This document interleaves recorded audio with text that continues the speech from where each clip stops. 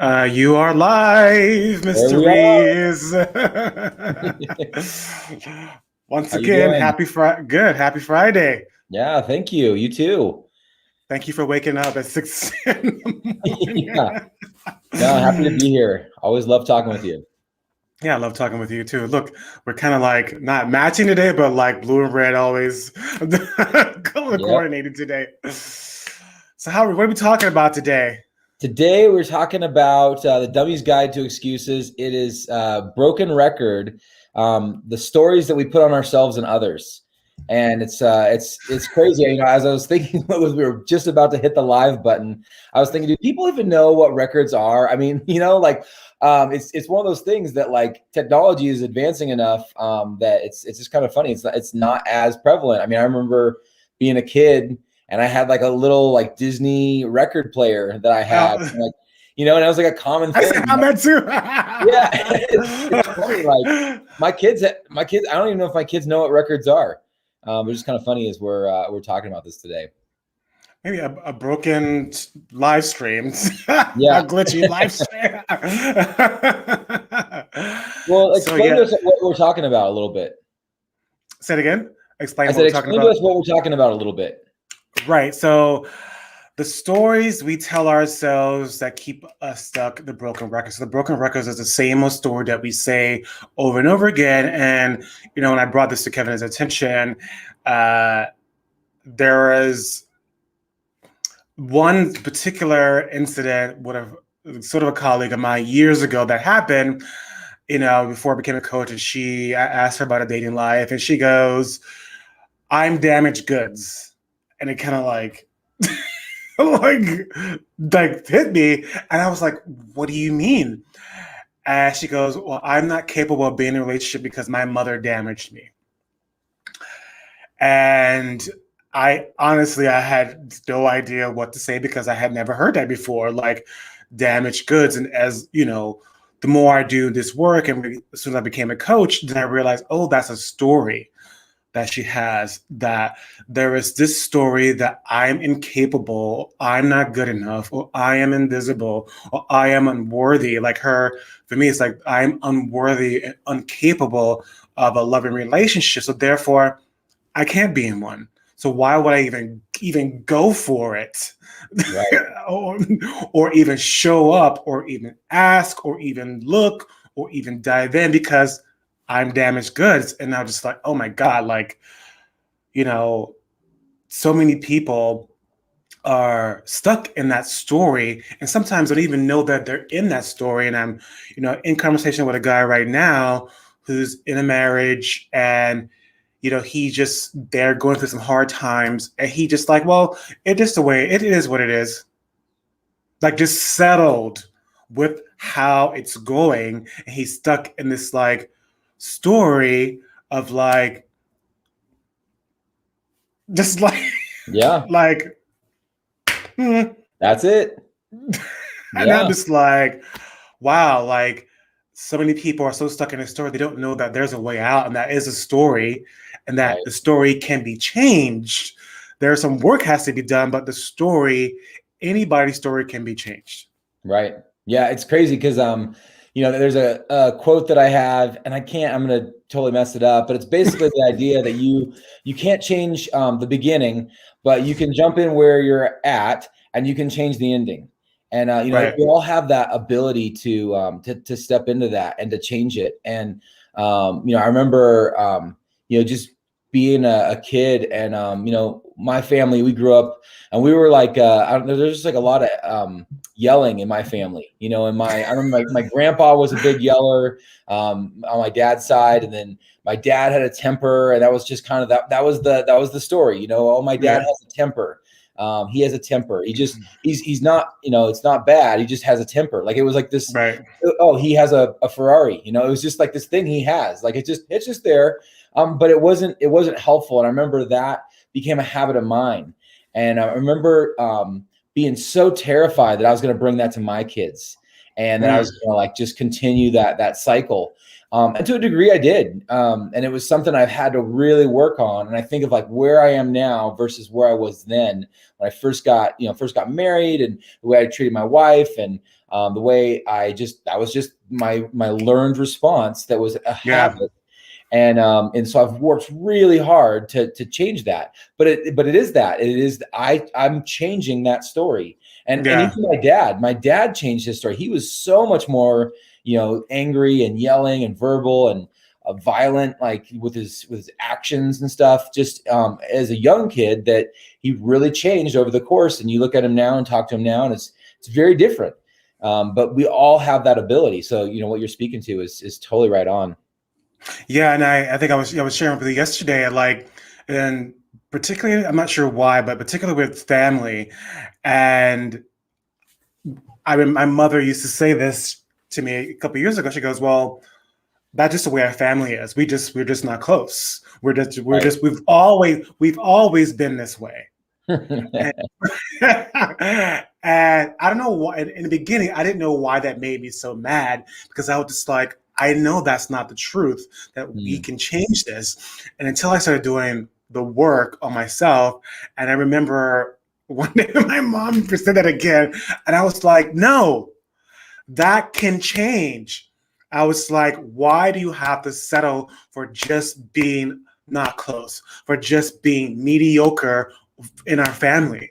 Like, we have the right, and we owe it to ourselves to change and create the relationships that we wanted, even if it's one single person, which I became that one single person at the times. Like, literally, I mean, I was literally willing, and I did. I was calling every single family member, having conversations, having difficult conversations. Why was this, like, what is the resentment? There was a lot of resentment, like really letting people.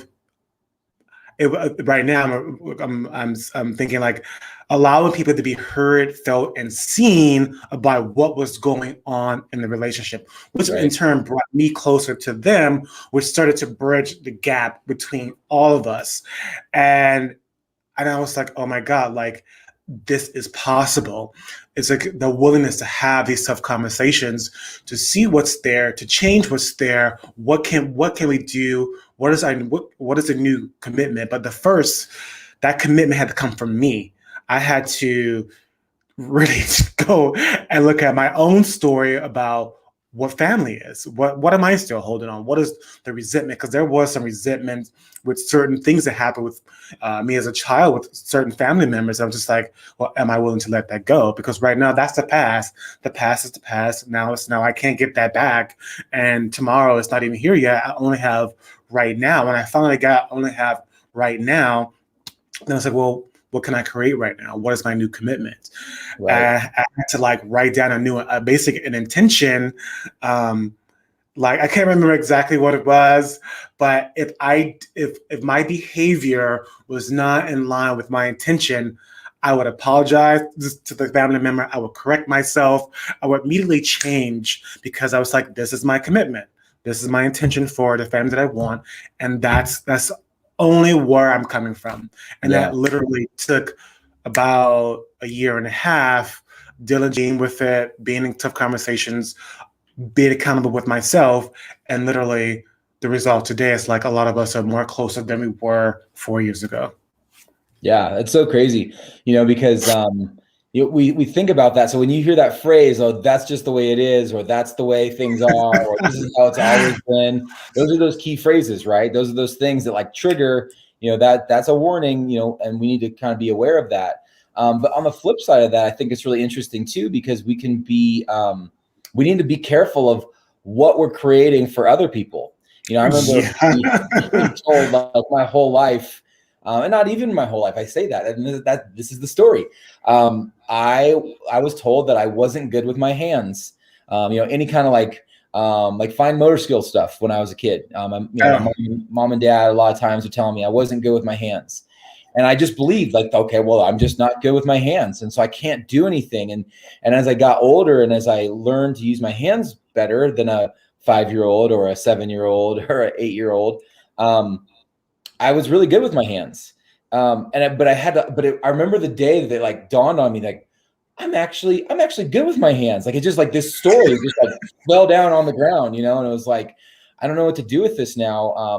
But it was like, this was the narrative. And it was like, oh, this is Kevin. He's not very good with his hands. You know, it's like, Right. what is this? And so we get these ideas, and it could be something as minute and small as that, or it could be like, I'm damaged goods, like your girl at the beginning of this, of, I'm not fit for a relationship. I've been telling myself this, or others have told me this my whole life. And so I'm not on the market right now because I'm just damaged goods. And it really is that like divisive and like debilitating narrative that we put in our heads. And so really the question is like, what are those stories that you're telling yourself? And it's so good to have a coach, because I really like, where do you get that balance? Because that coach is really the one that can really pull that out of you and go, is that true? Well, yeah, actually, no, you're right. It's not true. And it's that kind of jogging things up and messing things up to kind of really get to the heart of what the truth is. Right. I mean, you said a whole mouthful. Like a couple of things that come up to me, and I hear, recently. I think we talked about this before. Like this other coach, Derek Jackson, of like, he cheated on his wife, and there was just all of a sudden all these YouTube videos, clubhouses about this story about black men ain't shit, basically. And I was just like, wow, like that story just downgrades these men and keep these specific culture of men in a box. It's like, well, it's not true. And it's like, if we keep in that perpetual story, keep those winning conversations alive, then that's coloring my view. And my view is that's when I'm dating, if you're, into whatever particular culture you're in, and my view of that person will always be that person when I'm dating that person.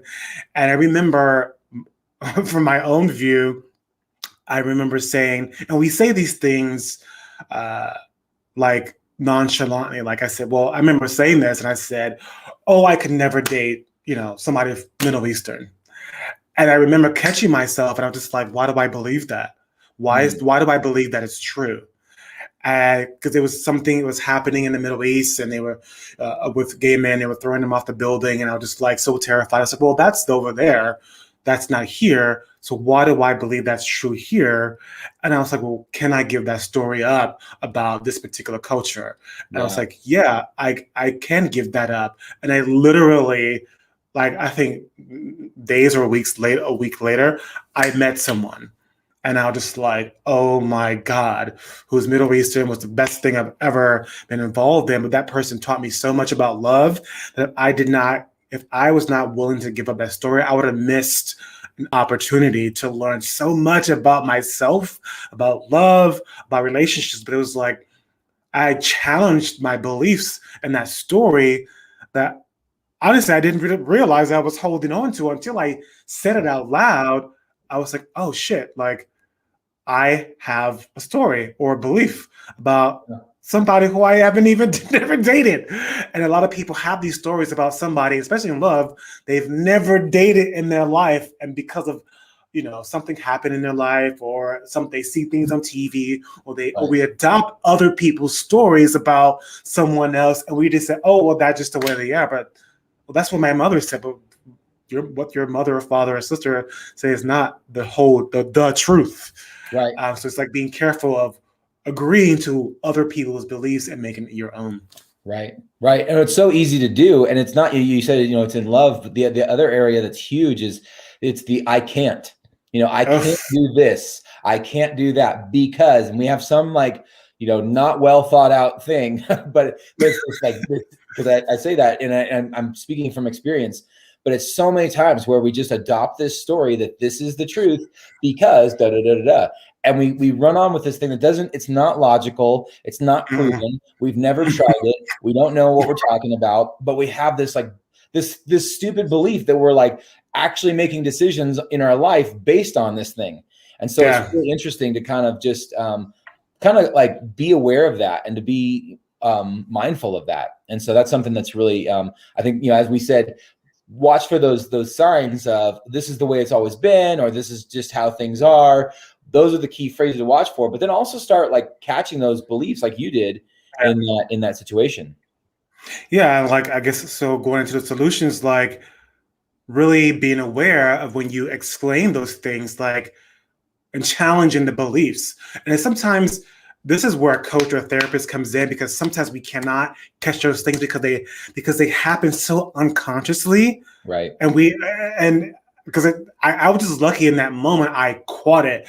And so many people, a lot of us, even as a coach, that's why I have a coach to catch me in my sort of money sabotaging stuff, my self-sabotaging beliefs. It's like, well, why do you believe that? Like really challenging that this is the way it is, challenging your fixed mindset. When people say, well, that's the way it is, or this is where we are, this is how it should be, this is how it could be, it's really a fixed mindset, like really challenging. You're not being open, but really challenging your belief system. And if you have good friends around you, have them hold you accountable. Like, well, why do you believe that's true? Right. Why is that true for you? And can you let that go? Right. You know? Right. Well, and it can even be on stupid stuff like, I mean, your tastes change, your preferences change, your ideas change, your perspectives change. You know, my kids, we just had a tomato revolution at our house the other day because all of a sudden, all the kids realized they love tomatoes. We went from hating tomatoes to we love tomatoes. And like all of a sudden we buy tomatoes. We're a tomato eating family now because it's like we tried tomatoes again. And man, why haven't I been eating tomatoes? These are great. But it's like this belief that tomatoes are terrible, but they changed. But it's that willingness to try something new. It's that willingness to step into something that we may have said, oh, you know, in the past, I've never done this. But now I do. And so it's really just changing that narrative and changing that story because, you know, I've had clients who they'll tell the story and it's just this thing over and over. You can tell they've told this story so many times. They know like all the places to pause and where the humor comes in, the sarcasm, and how it all works out. And like, you've told this a lot of times. What if we make a new story? And they're like, yeah, I think I'd like that. You know, it's just kind of like this. I'm bored of this story too. Let's change it. Aren't you tired of that story? Yeah. So are you tired of your story? You Yeah. know, that's coming down to it. Like, are you tired of the same story over and over again about yourself, your marriage, your relationships, being single, your job, all of it? Like, aren't you tired of your story? And are you ready to change? Are you ready to take action? Because it does take work. And sometimes it is freaking uncomfortable with like letting go of this, because sometimes I realize sometimes I held on to stories because it held me in this particular group of people because we had this shared agreement. And if I let go of this story, then I'm no longer agreeing with the people I'm around. And then therefore my who I am is based off of what being validated of the same old story. And it's there was some uncomfortableness, but you know, I have a new group set of friends now and new ideas and families and stuff like that really shifted to be me being where I am today and be happier. You know, my happiness is much more important than holding on to that story. Yeah. So the takeaway is to really like start looking at like what are those things that we just hold as like unshakable truths and really question them. Like, is this really true? Is this really like what's keeping me in this relationship? Is this really what's keeping me stuck in my current situation? And asking yourself that question. Yeah. Yeah. And you know, I say reach out to one of us, like, because these things are unconsciously running our lives. And it does take and I'm not gonna like, you know, sugarcoat it, but it does take a professional person to really help you pluck those things out because they're so layered.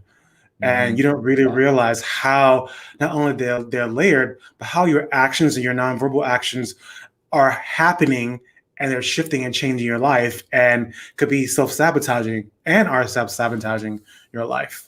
Yeah. Good stuff. Yeah, man. Always love talking to you. Yeah, you too. All right. Well, happy Friday, everyone. See you guys. Thanks for watching.